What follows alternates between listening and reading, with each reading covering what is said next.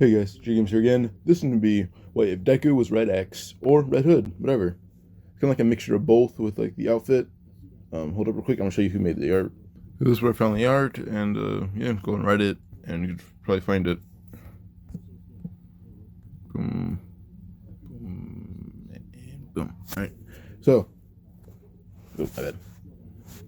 So if you guys don't know who Red X is, he's part, or Red Hood, he's part of the DC Universe, and well, I believe he was the second or third Robin. His name is Jason Todd. He had been killed by the Joker, but killed by the fans, and then the authors had him die via Joker's hands. And then with that, he came back with the Lazarus Pit, and then he became a villain, then became, a vigilante. So, yeah. It's kind of just him, vigilante / hero, most of the time. But I'll go over one more thing real quick. So, Red Hood is mainly known for like the Batman-esque kind of training he does, and just kind of being a little more Batman-esque. And Batman knows around roughly 126 or 127 martial arts. I had to Google how many martial arts that Red Hood knew, but it just gave like a select few. But with the Batman-esque training thing and stuff off the top of my head, I could probably put Jason Todd maybe at around 60% of the martial arts that Batman knows. So that would be, in the exact numbers, it's 76.3, I believe. So, let's say Red Hood can do 76 martial arts, and, well, those martial arts are going to be used. So, Deku, nonetheless, well, first off, he's going to be bullied as a kid, still, just a lot more for being quirkless. And eventually, he decides to read a few comic books, as his dad had brought some home from America. But they're kind of like, he was just kind of visiting, then gave Deku these these comic books. Deku read about a certain hero by the name of Man-Bat, and, well, he thought Man-Bat was really cool, so what he did was basically just train as much as possible. Trying to train as hard as possible, physically, in terms of speed.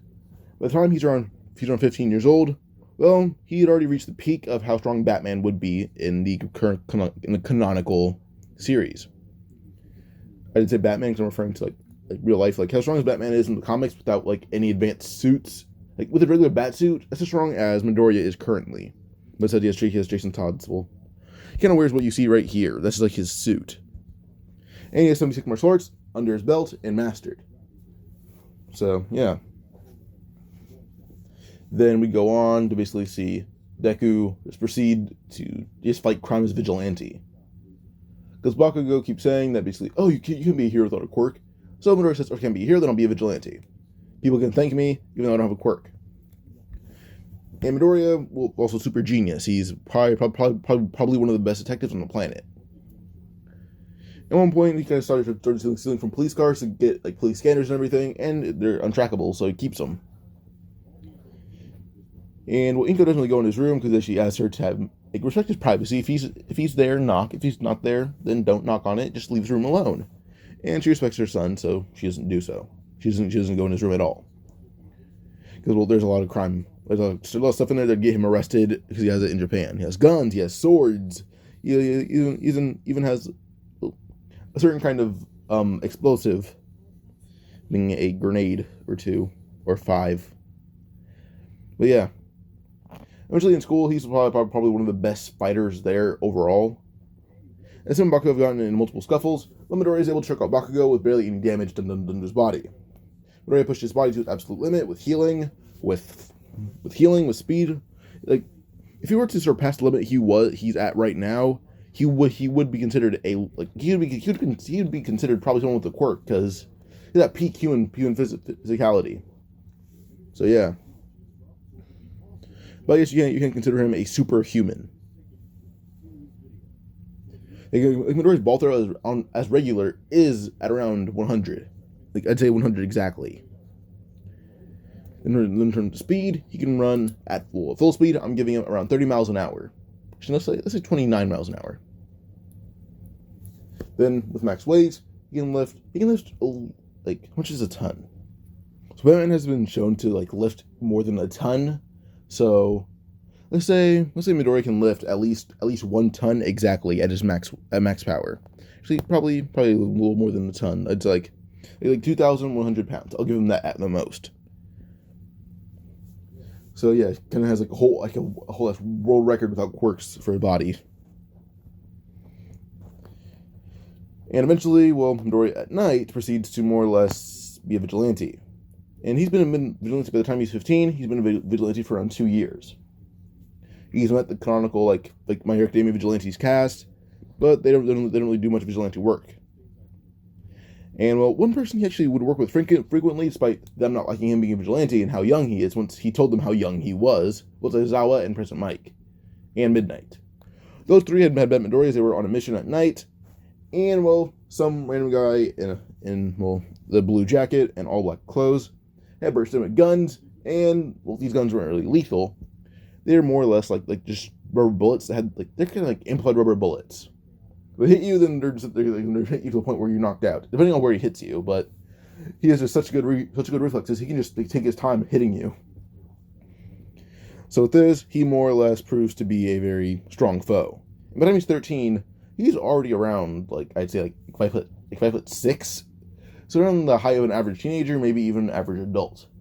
So they're gonna think it's an adult, not some random 13-year-old kid. But until they hear his voice, they can already tell he's a kid. He kind of forgot to turn on his voice changer, but yeah.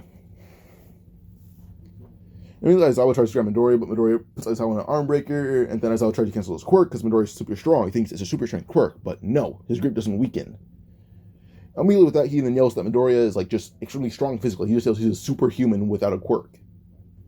President Mike tries to scream at Midoriya with his quirk, of course, but Midoriya is able to dodge it, and basically palm strike President Mike in the gut full force, making President Mike spit out blood, and the Midoriya knees him right in the jaw. And well, Midnight tries to use her quirk on Midoriya, but still, he's infected by it. It's basically just dumped by Midnight, chopping her in the back of the neck, knocking her out. And the thing is, he dragged Aizawa along with him by one arm. Aizawa tried to wrap up Midoriya in his scarf, but Midoriya seemed to overwhelm Aizawa with physical strength. Aizawa eventually got hit right in the face full force, and got knocked out. Now when they woke up, well, they were all in some random teenager's room. They saw Midoriya on his computer, and he said, oh, I just woke up, finally. He's kind of wearing his mask still, but basically what he just did is basically tell them they're at his house, just so the villains wouldn't wake up before them, and they could take him, they wouldn't take him in. Well, not take him, but take them in. Basically just beat up the heroes while they're asleep. Midnight would thank him, but Midoriya just puts his finger to his lips saying, shh. And he then says, you're in my house, my mom's awake. Oh, okay. They kind of ask why Midoriya's a vigilante.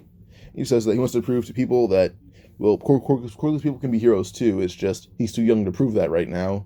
But he's doing it as a vigilante, and with a voice changer. Into the voice changer, they can not tell, but they think it sounds like a grown man. If they encounter him first and they have the voice changer on, they think it's a grown man. So, yeah.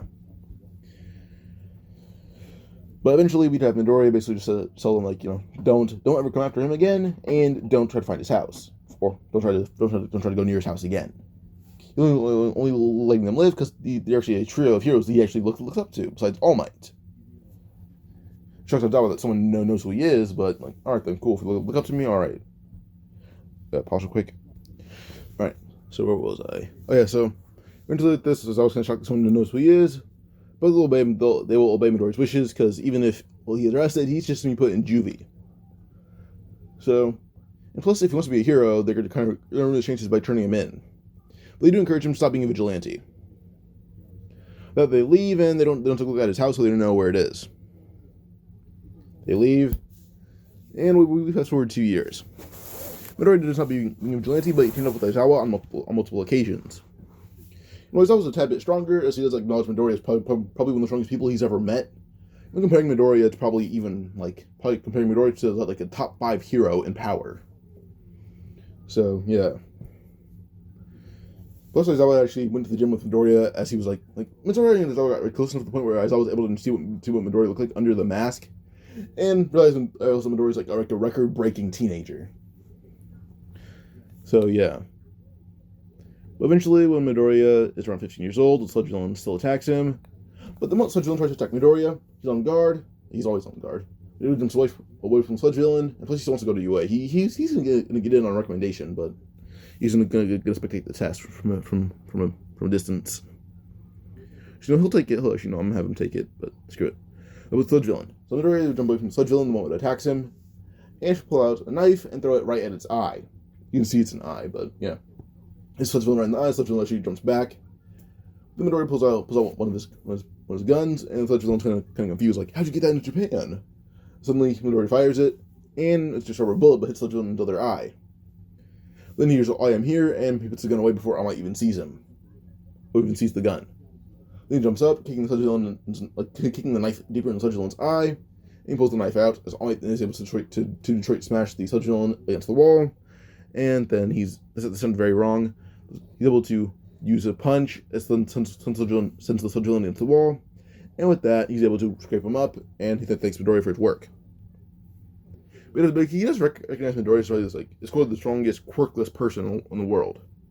So, yeah, that's what Midoriya's title, strongest, quirkless person in the world. All he does recognize Midoriya as that person, so, yeah. So with this, Midoriya ends up just getting All Might's autograph, then he leaves. And All Might does some Midoriya, he should think of enlisting UA. But Midoriya does say he's quirkless, and All Might then says, well, I know that, but with your feats, you'd make a really good hero, or at least a backup or a sidekick.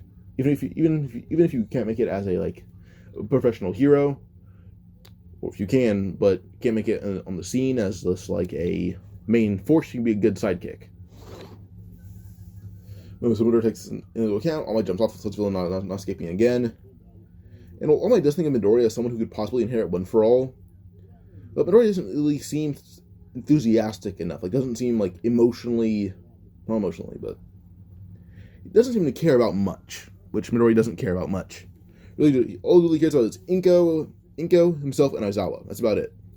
Aizawa, because Aizawa's his only friend, but him and Aizawa aren't really friends because they're kind of like co-workers. That's really it. It's just Inko, Aizawa, and himself. That's about it.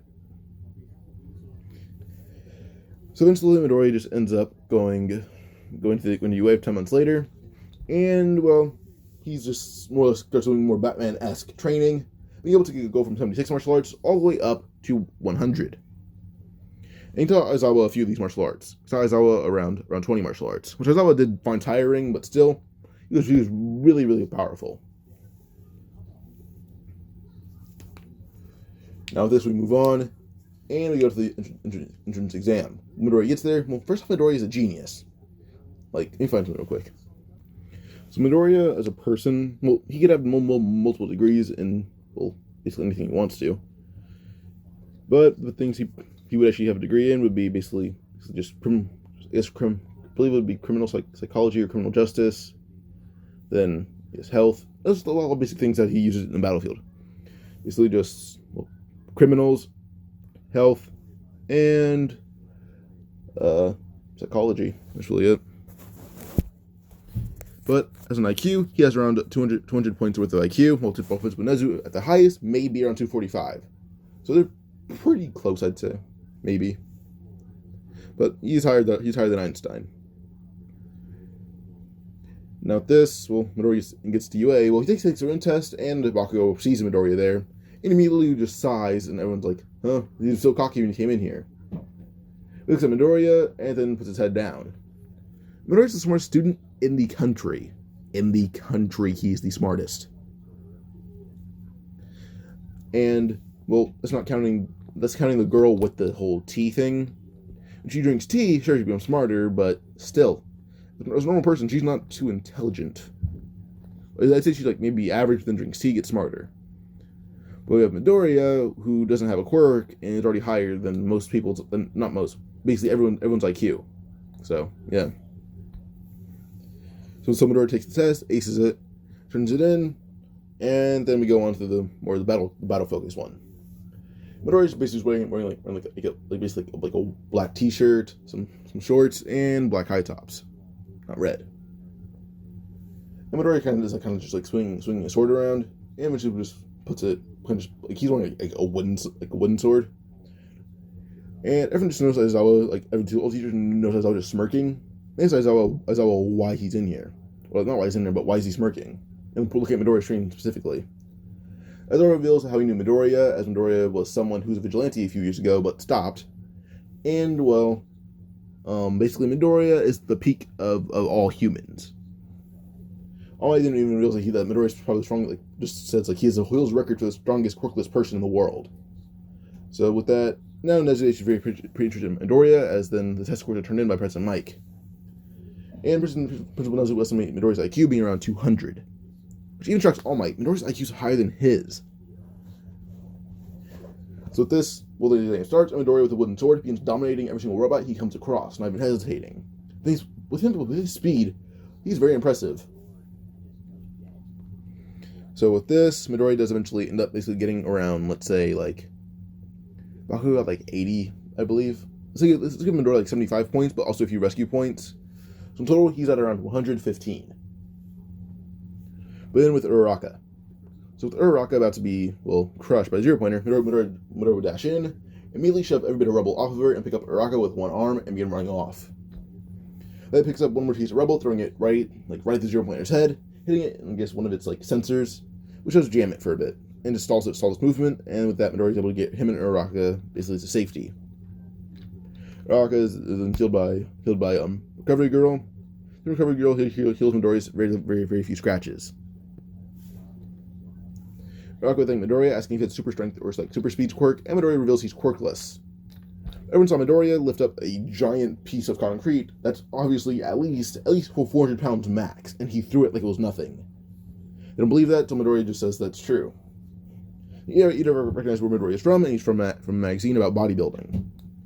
Midoriya still has a pretty lean physique, but still, he's like obviously jacked. But with this, we go on, and Midoriya would end up more or less still getting in 1A, but still getting first place. Not still, but now gets first place. This does anger Bakugo, but can't do much about it. Midoriya is clearly the peak of a regular human. The peak. Now this we go on, and we see Midoriya, who just ends up going to 1A. Midoriya, by the time he's 15, at the end of the 10 months, he grew to 6 feet tall, so almost around the same height as Shoji, almost. But he's more like Ida's height, around that. It's like 6 foot. With speed, went to 31 miles an hour at full speed. So, let me check them real quick. So for everything, or like the whole, I guess the quirk apprehension test, when Midoriya walks in, like that whole thing, everything goes the same way. For quirk apprehension test, Midoriya gets first place in everything except for ball throw and 50-meter dash. For the 50-meter dash, Midoriya gets second place at 4 seconds. And he was up against Ida, and Ida beat Midoriya really fast. As Midoriya, if you show he doesn't have a quirk. As I even said that he'll cancel out Midoriya's quirk and they could do it again. And they do just that, and Midoriya still plays the same speed. So with this we go on, and Midoriya, plays first place in everything, just not ball throw or speed. Inside jumps, those go to Mineta. But with this, at the end of the day, no one's expelled him, and Midoriya placed around, let's say, 5th overall. Let's say 4th. Bakugo, Momo, and Todoroki beat him. But still, Bakugo beat Midoriya, probably like one of his biggest foes ever, or biggest goals ever.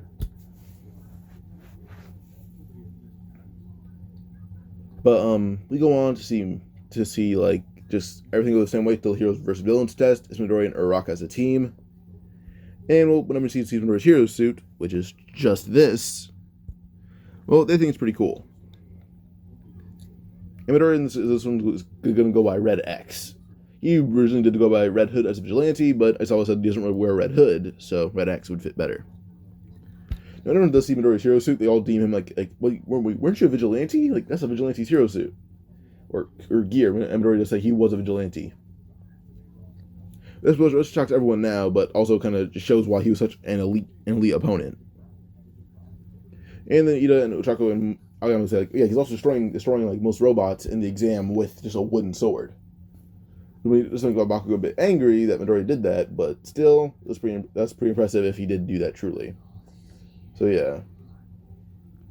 But with this, Midoriya and Ochako are on the team. And Midoriya's able to put together strategy real quick, and this obvious strategy would work, so they go with it. The strategy can basically be anything, I guess. How do I say this? I probably have it like just like Midori says that he'll basically just how about this? Choco will flip them up to look through all the windows. With that, the Midori is able to somewhat identify the proper one, and he'll hold off Ida and Bakugo as the Choco's able to grab the bomb. And she agrees with this. So yeah. Now, I'm sorry. So we go on to, I guess. Yeah. So Choco floats them up, and they find the bomb. They know they're decent ways away. Choco will drop them, and Midoriya would hold her on his back as he kind of hangs outside the window. Midoriya would punch the window as hard as he can, and then he swings in with the Choco still on his back. As he swings in, he throws the Choco to the side, which sends her feet, and Midoriya then begins fighting Bakugo and Ida. The thing is, well, Ida realized that Midoriya kicked his armor once, and the whole thing is like just his whole chest plate would just dent. Then the Midoriya punched the dent, sending Ida flying into a wall. Bakugo attacked Midoriya, but immediately would go for Choco, seeing her about to grab the bomb. Though when Bakugo tries, he's elbowed right in the back and knocked out. And that was just really fast. Ida would end up coughing, and the Midoriya is able to basically just get like the metal plate off and then just kick where it was dented, or obviously dented, then puts it back to normal. It's still weaker, but still he fixed it, I guess. But Ida just asked Midoriya how he's able to dent that. And Midoriya says like basically he has grip strength worth a few thousand pounds. So his kicks are probably stronger than his punches are, and Bakugo should know how those feel. And so does Ida, but yeah. With this, at the end of the day, Midoriya goes home with Choco and Ida. And we go on to see what was it? No pause. So Midoriya does eventually his team wins, and he's the MVP for coming up with the strategy, and the strategy working. Also him holding off 2 people. So, yeah. Bakugo scolded for, kind of like just attacking someone, but then leaving halfway through. That would lead to him losing, obviously. Now this the next day comes, then the next few days, and now it was USJ time. On the bus, Midoriya is just kind of relaxing, and everyone just begins questioning Midoriya's gear. Like, he has guns, so those actually shoot real bullets. And Midoriya says, no, they're rubber bullets. Before they notice his knives, and then he shows them that they extend into swords. So, yeah. With this, we move on to the USJ attack happening, and we're halfway through it when I was like, Shirai's like, well, we're here to kill All Might.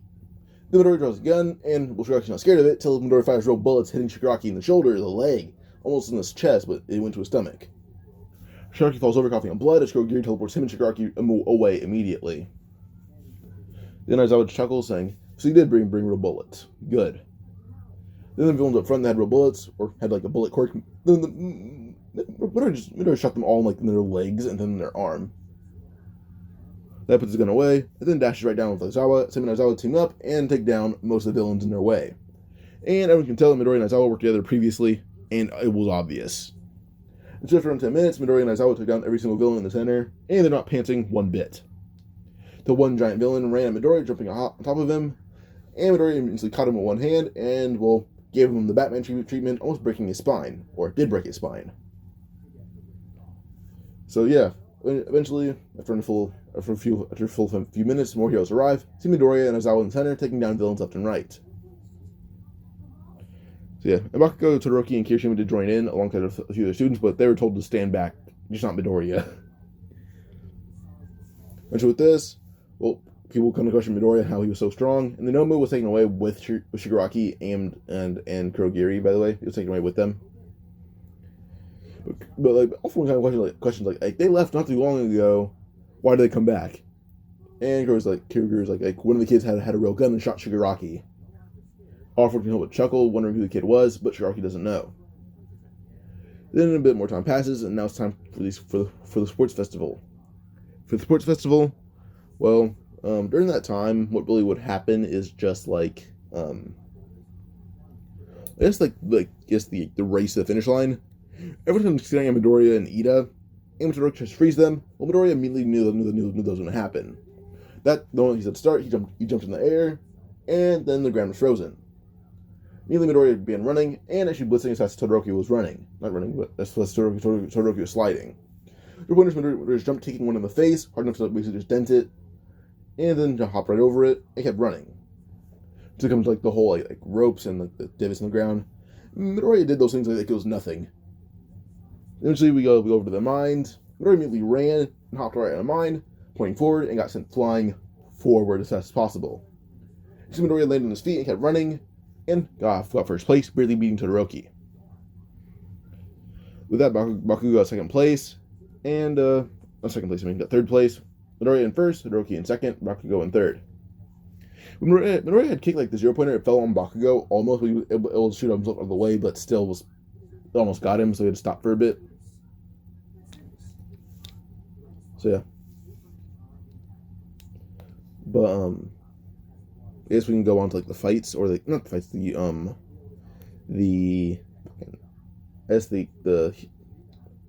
writer and everything. So Midoriya's the writer for his team, but you'd have like just it's the same team formed as in canon. So yeah, same team formed. But this time, Midoriya's actually able to keep his headband safe, but he says like we need to steal one headband. So they steal one of the headband, but it's a pretty low ranking one. And well, Midoriya's able to have them blend in. We're kind of like swap them around, but no one saw him do it. So Todoroki even tries to steal the headband, thinks that he stole Midoriya's 10 million point headband. But in reality, you look at it, and it had 1 point. 1. They stole another low-ranking headband, but Todoroki kind of thought that Midoriya did switch him around the first time, or he did switch him the first time. Thought he'd keep it the same this time, and he'll steal another one. Bakugo would steal it, and him think that was Todoroki, but still a 100-point headband with Team Midoriya still keeping the 10 million. And well, now Bakugo and Todoroki have the same thought. This time Midoriya would for sure switch it up. They think it's a pattern, but now they go steal it again. It's another low-ranking headband. One of them gets it. They're both taking Midoriya's team, but they can't get his strategy down. They can't get it. But Midoriya is just always 100 steps ahead of them, so it's not really something easy that they can do. So yeah. Eventually, Midoriya's team wins, and well, we go to the first fight, being Midoriya versus Shinso.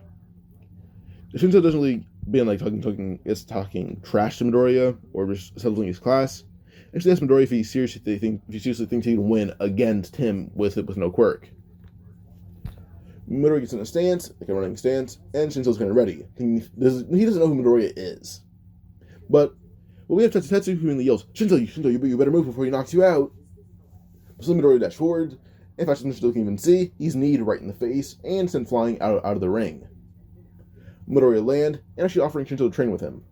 So yeah, like when this is over, you should train to think you're pretty weak. So yeah.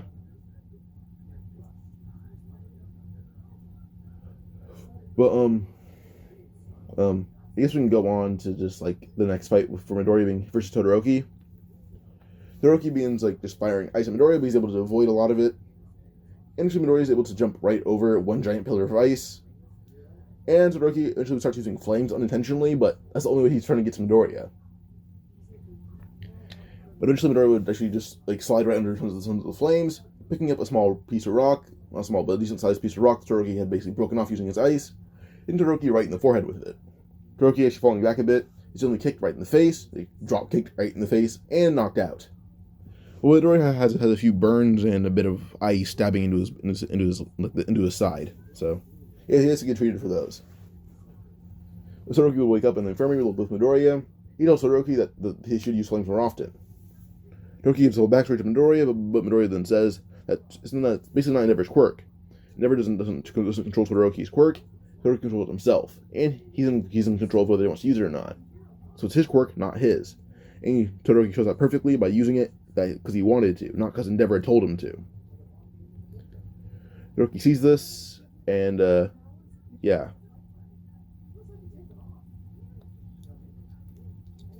Eventually Midoriya does end up like eventually with this Midoriya just ends up like I say this. Oh no.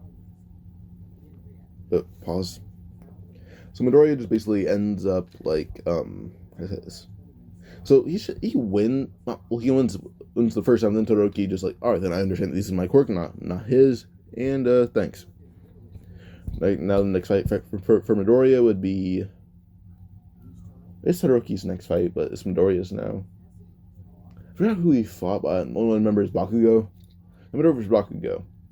Bakugo knows holding back would be something that may actually end up being fatal. So he just launches one big attack at Midoriya, and Midoriya takes it head on. While in the middle of smoke, something another rock thrown right at Bakugo. But Bakugo would dodge, he's hit right in the groin by another rock. That Bakugo followed with a knee, so suddenly Midoriya come out of the smoke, kicking Bakugo in that same injured groin. But now Bakugo's hand is hurt as well. Now with that, Bakugo falls to the ground, and Midoriya then puts Bakugo like a rear naked choke, and Bakugo even blasts himself in the air, hoping Midoriya lets go. But Bakugo then gets falling, he's like, damn it, Midoriya, if you don't let go, we're both gonna die. But Midoriya says he can withstand this, but he wonders if Bakugo can. Bakugo's eyes widen as Midoriya then will choke out Bakugo. As they land, everyone seems to see Midoriya on his back with Bakugo on his chest, and Midoriya has a bit of blood coming off of his body because he just hit the ground after like 40 feet in the air. But Bakugo's unconscious, and Midoriya is about to be passed out, but he stands up, wobbling, and it's not so Midoriya's the winner. Then Midoriya's taken the nurse's office, and he's healed. So yeah. Now this next arc would be Hosu. And, well, I guess everything kind of goes the same way, just Midoriya isn't selected by Gran Torino. He's selected by Endeavor. The one to get one for all was Mirio, by the way, if you guys know that. So, yeah. So, well, Midoriya trains to Endeavor for a bit, until eventually it's time for the whole, now it's time for this Hosu incident. Ida's brother still attacked. But now, well, I'm going to give you an interesting piece of lore from Midoriya. And Stain, I guess. I'm pretty sure Stain was formerly known as Stendhal, and Midoriya had fought Stain, or Stendhal, a few times. In the early days as a vigilante, him and Stendhal had fought occasionally, and eventually had beaten Stendhal. So yeah. So with this, Midoriya did eventually, he had beaten Stendhal every single time they had fought. He's a better swordsman. He was a lot faster. He's physically stronger, and had a lot more technique and just the strategy behind him. Stendhal could not compete with this random teenager. So yeah, and Midoriya had not been affected by his quirk. He didn't allow himself to be cut because, well, first off, his armor is basically just stab-proof and almost bulletproof. It'd be pretty hard to get a bullet through it, but it wouldn't be exactly too easy. It wouldn't be too easy, but not too hard. So with this, we go on, and Midoriya ends up basically just still finding Stain. Well, first finds Ida, because he can't find him. But now he finds Ida. Well, he finds Ida, picks him up, and then goes over to Native until he's attacked by Stain. Midoriya spins out one of his knives, blocking the attack, and Stain jumps back, saying, "Oh, Red Hood." And Midoriya says he goes by Red X by now. And he actually tells Stain that, well, he's 16 years old, and Stain had been losing to a 13-year-old most of the time they had fought. Which angered Stain, but Stain did reveal he was a lot stronger, and Midoriya said the same thing. Stain began inflicting bloodlust, and Midoriya did the same thing back. So Midoriya then jumped right at Stain, as Stain began clashing blows, and Midoriya still holding Ida. Thing is, Stain is getting beaten up by Midoriya, who's not focusing on him, but focusing on Native. But eventually, Ida told Midoriya to drop him, and Midoriya does so. When we drop with Ida, well, immediately Stain went for another attack with his other arm. Well, Midoriya grabbed his other arm, putting Stain basically against the wall, and well, Stain is now has his face against the wall. And Stain tries to pull his head back to trying to get some blood of Midoriya, hoping he actually cut him. Whatever, he slammed his head right in the back of Stain's head, knocking him out. So Stain's unconscious. He won. So yeah. So Midoriya did eventually pause.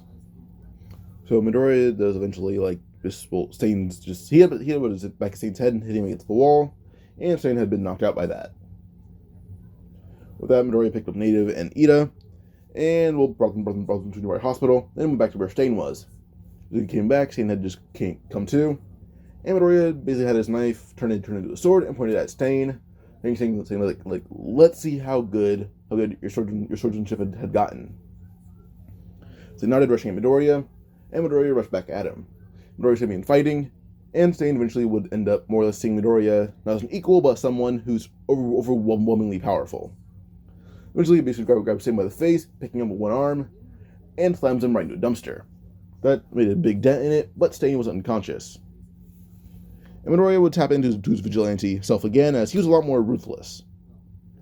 And Midoriya basically picked him up and made slamming him against the ground over and over and over again, until Stain was unconscious. They threw Stain to the side, calling Endeavor. As Endeavor would arrive, seeing Stain on the ground, covered in blood. And he sees a certain spot on the ground where there's obviously a crack, and Stain's head was obviously there.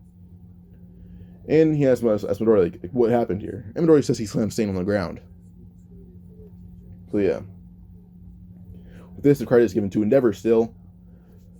But he said he got help from one of his students, or one of his interns, being Midoriya.